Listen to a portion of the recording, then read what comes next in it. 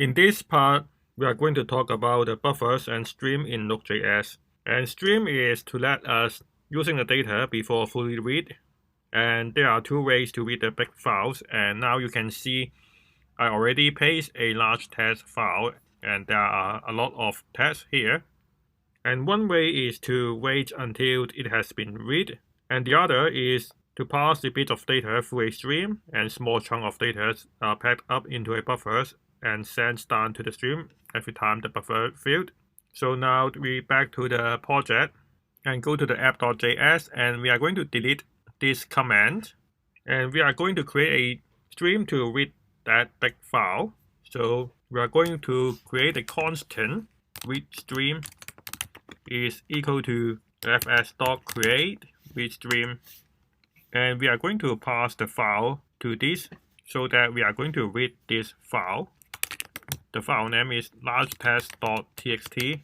So next is we type read stream dot on data and then chunk. And readstream.onData means listening to the data event on this readstream. So every time we get a chunk of data, and we will fire this callback. And this callback is going to do console.log.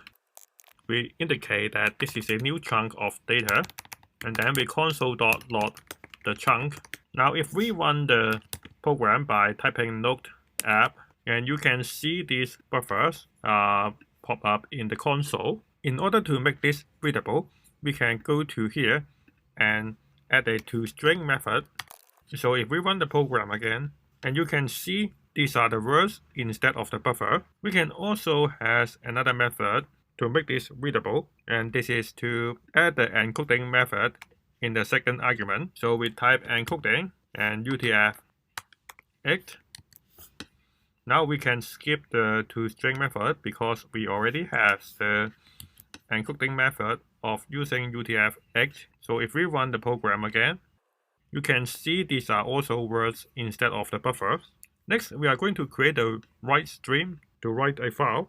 So we add a constant of write stream is equal to fs.create write stream, and then we create a file name of write stream.txt, and then here we can type write stream.write and backward slash and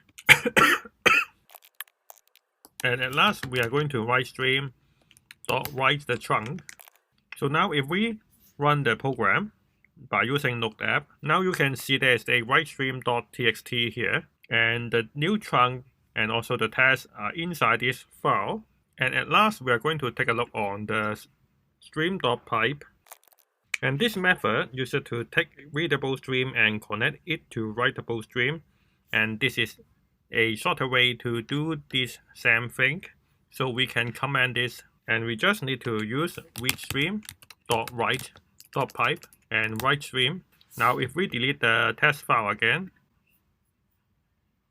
and run the program, and you can see the write stream file created again, and all the tests are copied from the large text and to the write stream.txt file.